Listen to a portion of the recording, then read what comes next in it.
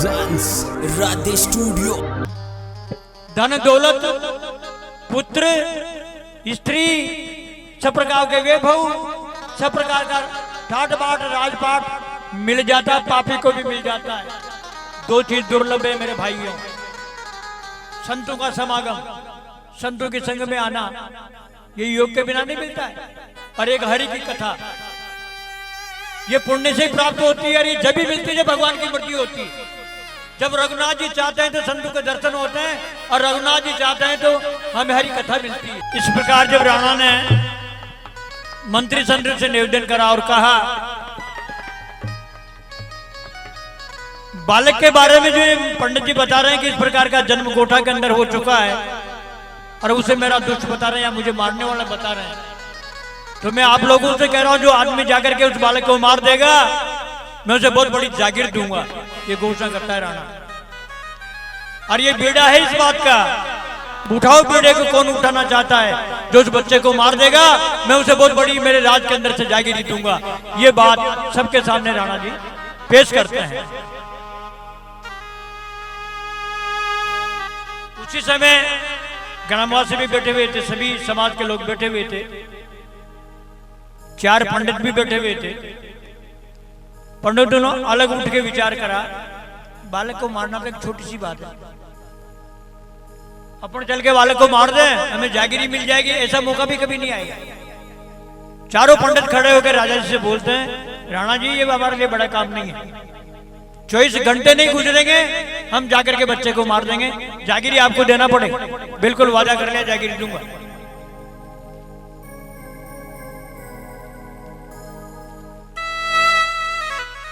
राणा जी से कहकर चारों पंडित वहां से चलकर गोठ के अंदर आ जाते हैं। माता साधु बाहर निकलती है, पंडितों को देखती बड़ी प्रसन्न होती कि आज हमारे दरवाजे पर ब्राह्मण पधारे हैं। माता ने कहा, आओ विराजो।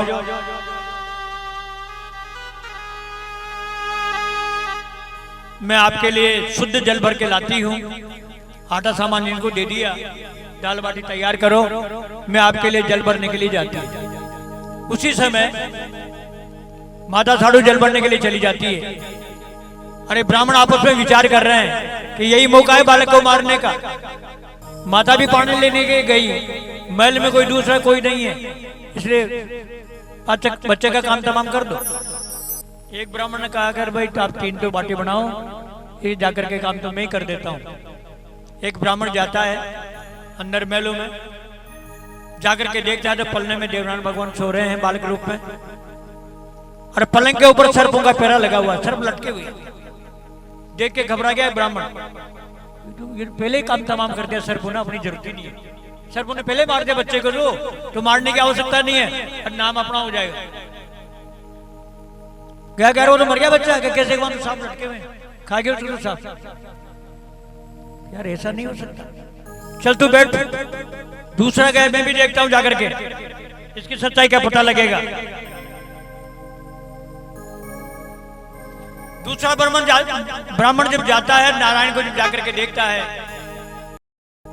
तो नारायण नहीं थे, 52 अवतार का रूप था। पालने के ऊपर 52 अवतार बैठे हुए थे। इनकी तो 52 अवतार है। पहले आने वाला बोल रहा है कि सर्प खा गया, उससे तो बच्चा है, सर्प लटके हुए हैं, और यहाँ तो 52 अवतार ये झूठ बोल गया। ये जाकर के ये दौड़ा भगा भगा गया और कहा ये झूठ बोल गया भैया, वहां तो 52 अवतार विराजमान, भगवान विराजमान है उस पलने के अंदर। तो दोनों की बात में भिन्नता है। तीसरा का मुझे भी जाने दो। तीसरा ब्राह्मण जाता है साहब,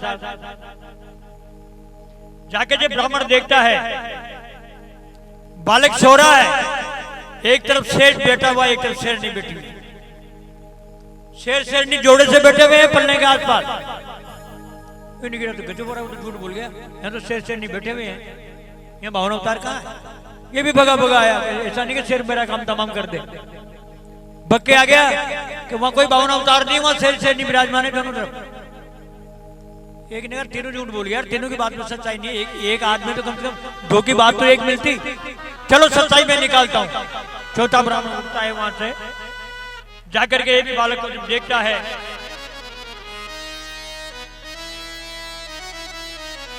जाकर के देखता है, न बालक नजर आता है न शेर नजर आता है। वहां तो कम से कम 60 साल का एक डोकरा नजर आया। उनके तीनों झूठ बोल गए। वापस आए, उनके डोकरा है कि नहीं, शेर नहीं है। ये कह रहा नहीं, बावना उतार है। तीसरा कह रहे सांप लटक गए। ये आपस में लड़ने लग जाते हैं।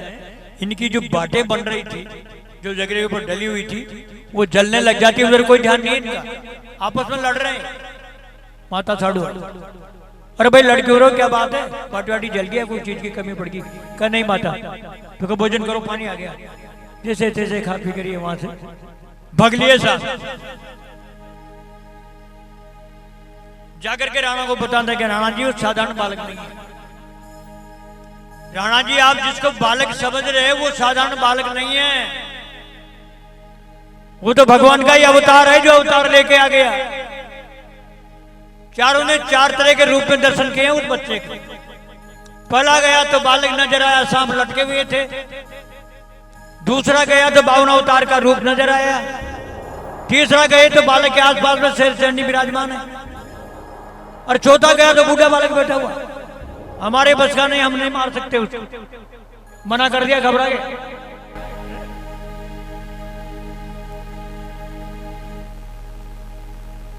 कुछ समय 1-2 दिन बीते रहे, उसने फिर कोशिश करी। एक सेन समाज से एक महिला थी, नाइन, जिसको नाइन बोलते हैं, उसको बुलाया राणा जी ने और कहा बहन तू बड़ी होशियार है और तीन बड़े बड़े काम करे हैं, एक छोटा सा काम इस बालक को मारना है, मांगेगी जो मिलेगा। नार ने सोचेगा मांगेगा जो मिलेगा, कहा मांगे जो मिलेगा, तो वचन चाहिए मेरे को। वचन ले लेती है और क्या कहती है, आजा मुझे राज मिल जाए और मैं तुम्हारी पटरानी बनूं, वो कब मेरा चले महल के अंदर। राणा ने सोचे भाई रानी से सुंदर भी जब मजाएगी, जो रानी भी बन जाओ तो कोई बात करे, बीमारी तो मटेगी। अरे बालक की बीमारी तो मट जाएगी, चल मुझे भी स्वीकार है, महल भी मिलेगा आधा, तुझे राज भी मिलेगा, तुझे पटरानी भी बनाऊंगा, आधे तेरा ही चलेगा, लेकिन बच्चे का काम तमाम करके जल्दी आओ। देखो नानी यहाँ से चलती है और माता साधु के पास पहुंचती। आगे क्या होता है,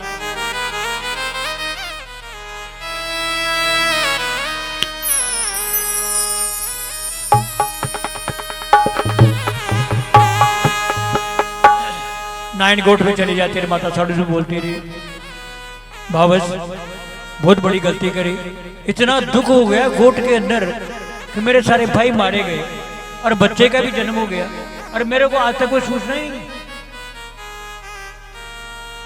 माता साधु बोलती मैं तुझे जानती हूँ, तो कौन सी ननद है मेरी? कहाँ के ननद है?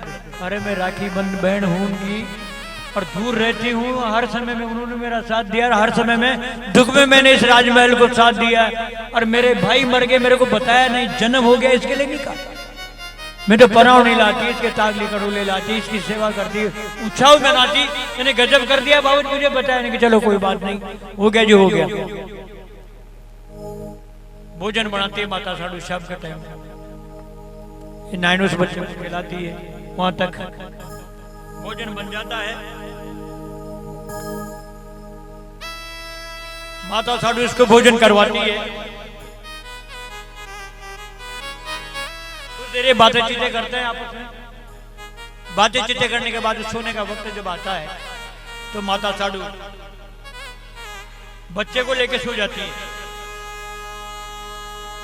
जिस तरह बच्चा सोया हुआ था, माता साधु सो रही थी, बच्चा सो रहा था, जिस तरह बच्चा सोया हुआ था उसी तरह वो नान भी सो जाती।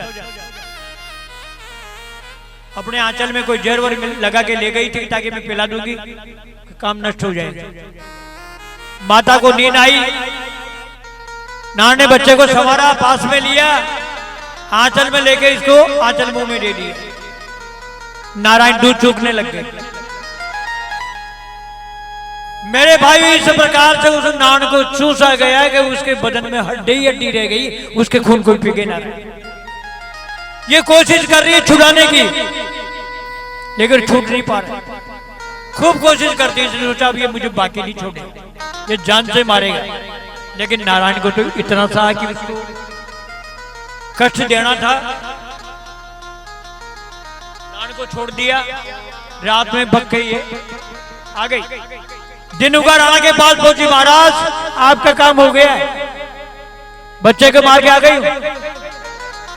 राजा ने सोचा है आधा तो राज मांग रही है, आधा महल मांग रही है, रानी बनना चाह रही है और काम बहुत बड़ा है मेरे लिए, तो मैं इसकी थोड़ी परख तो कर लूं, मालूम तो करूं काम हुआ या नहीं हुआ।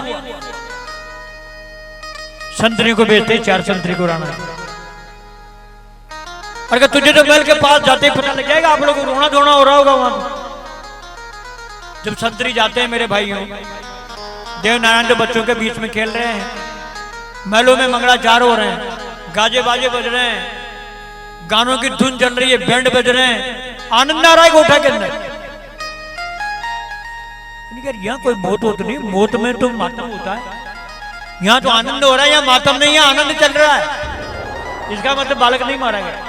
अब ये महल के छज्जे के नीचे खड़े होकर चारों संतरी घोड़ी पे बैठे हुए चर्चा कर रहे हो, अब अपने नारायण झूठ बोल गई, बच्चे को नहीं मार पाई, बच्चा जिंदा है। जब ये वार्तालाप कर रहे थे, जब इन चारों की बातें चल रही थी, उस समय माता साधु जरों को भी से सुन रही थी सारी बात। माता साधु को एक एक बात सुनने में आ रही थी और माता साधु समझ चुकी थी कि वो मेरी ननद नहीं थी, ये जिसको नान बता रहे उसको मारने के लिए भेजी थी और ये जांच करने के लिए आए। तो राणा तो मेरा बेरी है, पहले मेरे वंश को उजाड़ चुका है, अब तो मेरे साथ अन्याय होने वाला है, मेरे बच्चे के साथ अन्याय होने वाला है। क्या विचार कर रही है माता साधु आगे?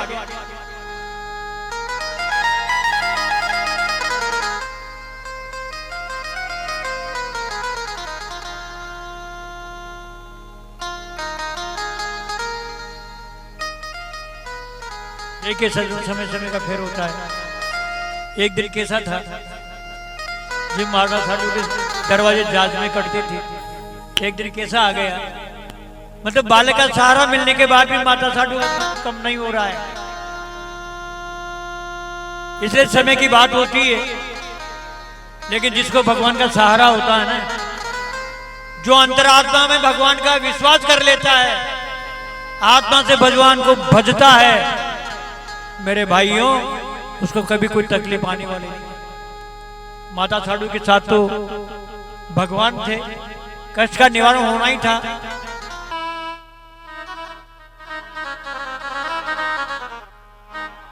माता दिनों दिन दुखी होने लग जाती, साधु माता मैं क्या करूं, मेरे बालक के ऊपर आपत्ति आ रही है। अरे गांव वालों को तो पता नहीं है, गांव वाले तो आनंद ले रहे, गोट के अंदर आनंद आ रहा है। क्या हो रहा है देखो, अरे साधु भगवान की भक्ति से थारो हो गयो जय जयकार।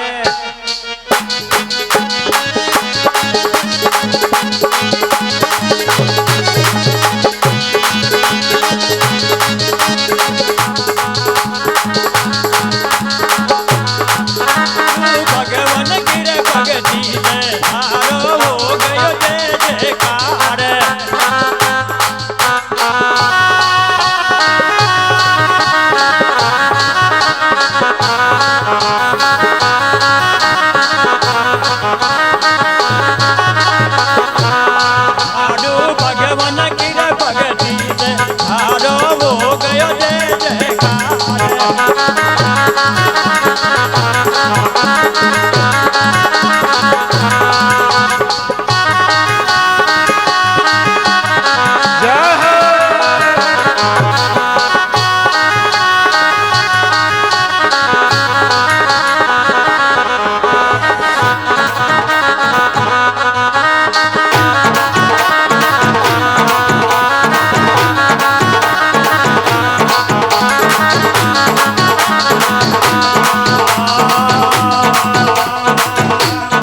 एक पनोती में परवण